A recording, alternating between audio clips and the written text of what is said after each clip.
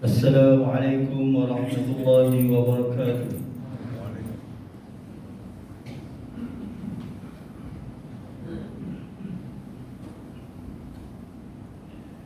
Alhamdulillahil qail A'udzu billahi minasy syaithanir rajim.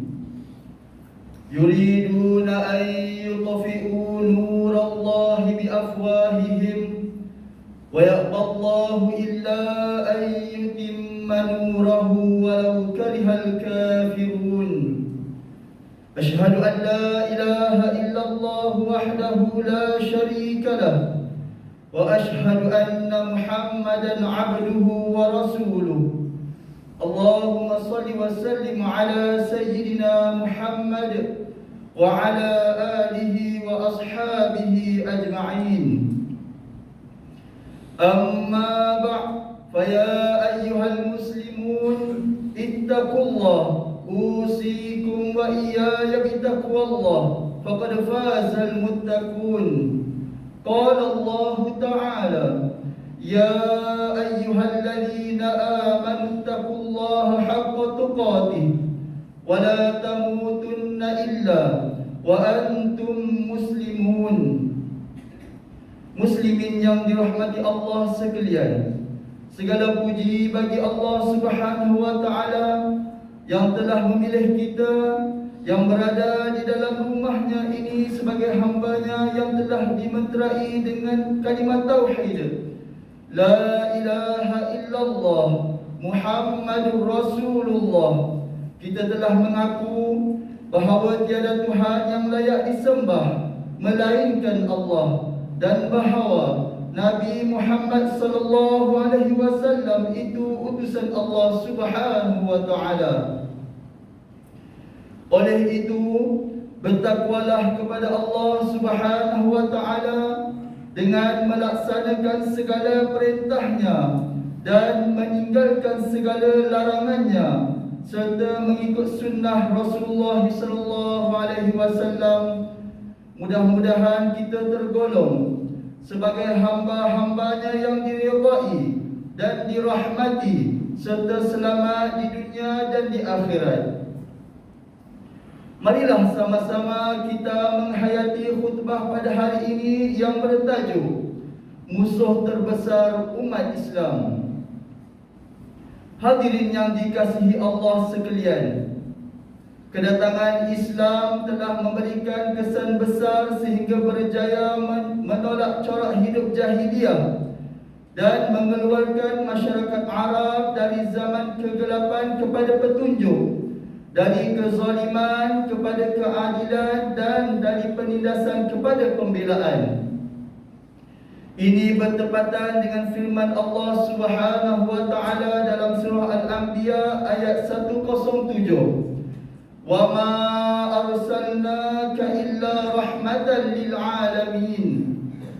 Dan tiadalah kami mengutus engkau wahai Muhammad melainkan untuk menjadi rahmat bagi sekalian alam.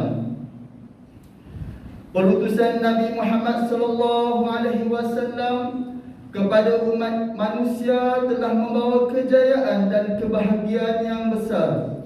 Baginda menyelamatkan manusia dari kesengsaraan. Baginda diutus oleh Allah Subhanahu wa Ta'ala untuk menyempurnakan agama dan akhlak manusia, supaya memperolehi kebaikan di dunia dan di akhirat. Semua perjuangan Rasulullah sallallahu alaihi wasallam telah membawa Islam dari zaman zaman jahiliyah menuju peradaban Islam yang cerah. Sehingga saat ini, walaupun Rasulullah sallallahu alaihi wasallam telah wafat lebih 1400 tahun, tetapi kita masih lagi menerima dan melaksanakan segala ajaran baginda. Walau bagaimanapun nikmat keamanan dan kesejahteraan yang kita kecapi sering teruji, kita sebenarnya berhadapan dengan serangan musuh-musuh Islam, sama ada yang nyata dan yang tersembunyi. Hari ini umat Islam bukan sahaja tidak berdaya terhadap musuh-musuh lahir seperti Yahudi dan Nasara, bahkan juga tidak mampu memerangi musuh batin yang sangat jahat, yaitu hawa nafsu dan syaitan. Memang Islam tidak mengajar kita mencari musuh, tetapi Allah Subhanahu wa taala memberitahu kita ujian-ujian yang bakal dihadapi umat Islam melalui ayat-ayatnya dalam Al-Quran Al-Karim. Bahkan Nabi Muhammad sallallahu alaihi wasallam melalui hadis-hadisnya juga mendedahkan siapa musuh umat Islam itu. Antaranya, pertama, Yahudi dan Nasara serta orang-orang kafir. Kedua, hawa nafsu. Ketiga, iblis dan syaitan. Keempat, orang munafik. Kelima, orang Islam yang hasad dengki. Muslimin yang dirahmati Allah Subhanahu wa taala, Allah menjelaskan sikap kafir, terutamanya Yahudi dan Nasara, bahawa mereka tidak akan senang dan menyukai orang Islam selagi mana orang Islam itu tidak menjadi pengikut mereka dan hidup dengan cara hidup mereka. Firman Allah Subhanahu wa taala dalam surah Al-Baqarah ayat 120, "Walan tarda 'ankal yahud walan nasara hatta tattabi'a millatahum qul inna hudallahi huwal huda wa la in ittaba'ta ahwa'ahum ba'da alladhi ja'aka minal 'ilm ma laka minallahi min waliyyin wala nasir." Orang-orang Yahudi dan Nasara tidak sekali-kali akan bersetuju atau suka kepadamu, wahai Muhammad, sehingga engkau menurut agama mereka yang telah terpesong itu. Katakanlah kepada mereka, sesungguhnya petunjuk Allah, yaitu agama Islam itu petunjuk yang benar. Dan demi sesungguhnya, jika engkau menurut kehendak hawa nafsu mereka, sesudah datangnya wahyu yang memberi pengetahuan kepadamu tentang kebenaran, maka tiadalah engkau akan perolehi dari Allah sesuatu pun yang dapat mengawal dan memberi pertolongan kepadamu.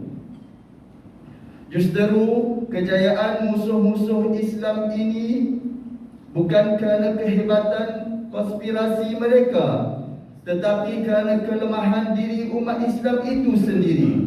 Sebagaimana telah diperingatkan oleh Rasulullah sallallahu alaihi wasallam bahawa pada akhir zaman ini munculnya pelbagai fitnah termasuk konspirasi daripada musuh Islam.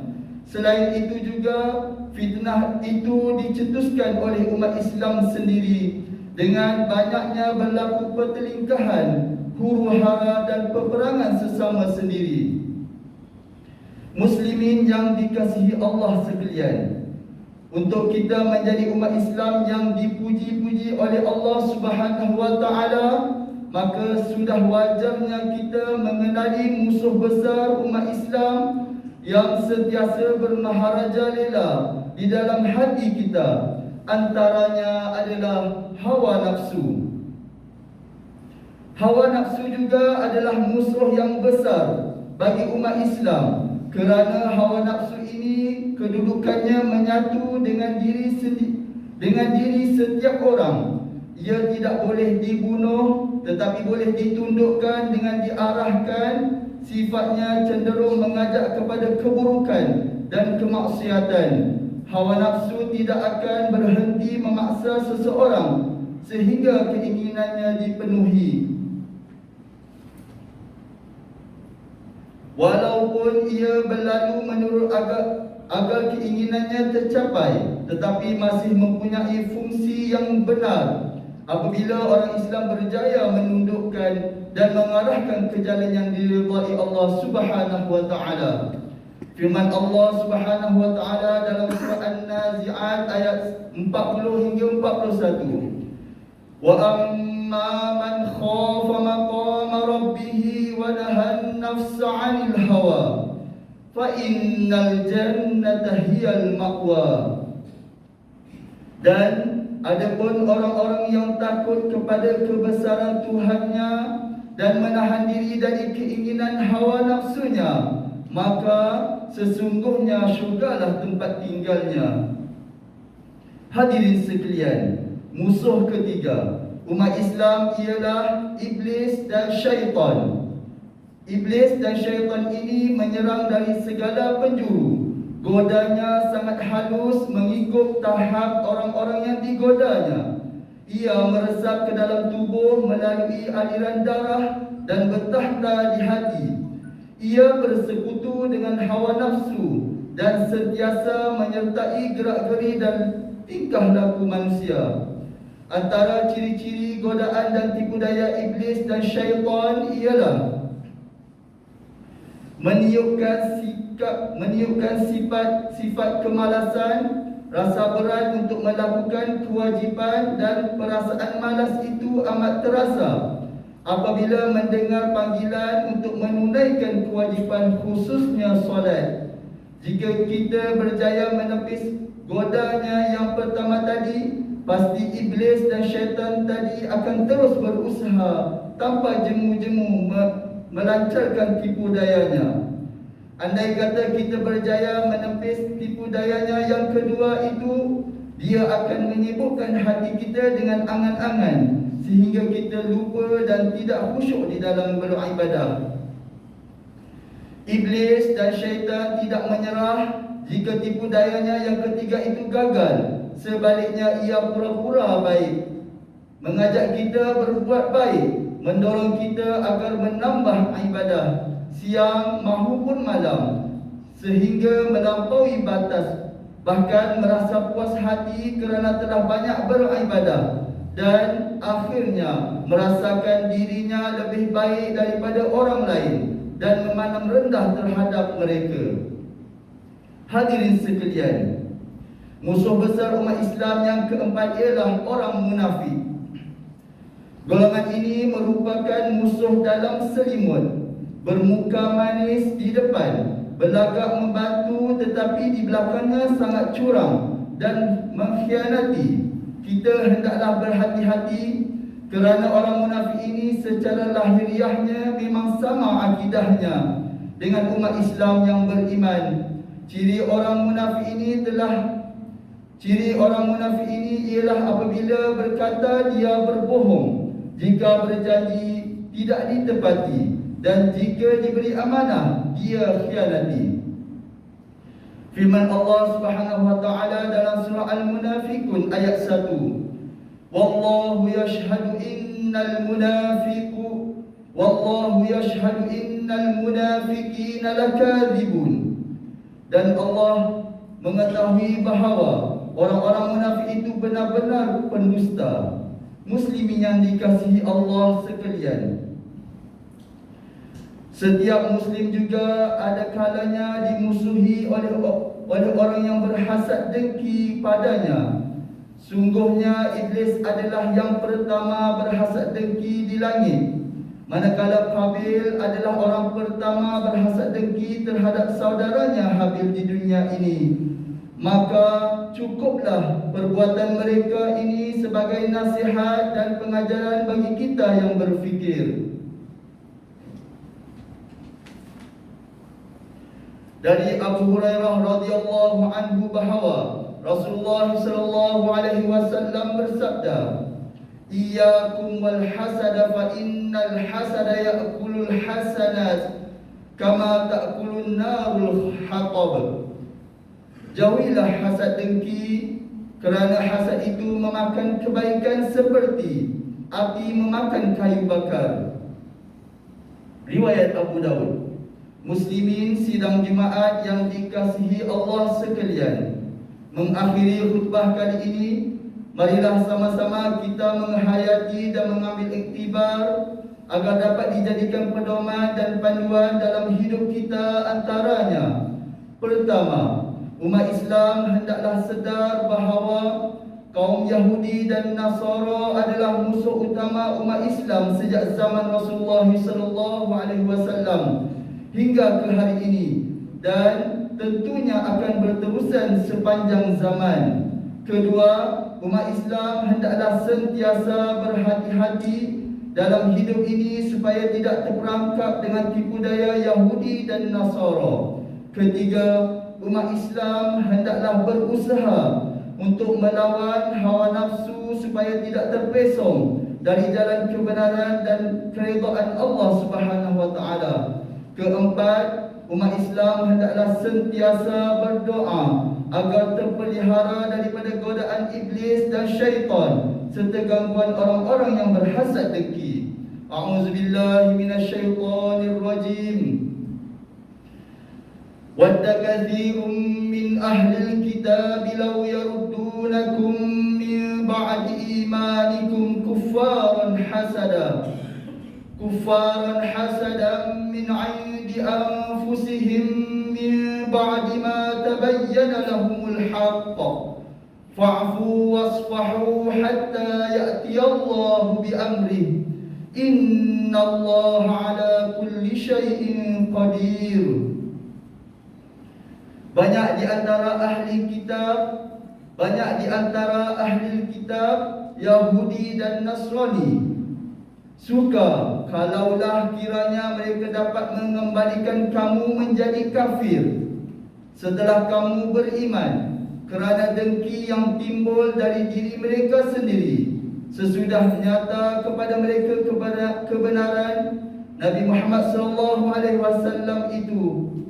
Oleh itu, maafkanlah dan biarkanlah oleh kamu akan mereka sehingga Allah datangkan perintahnya. Sesungguhnya Allah Maha Kuasa atas tiap-tiap sesuatu.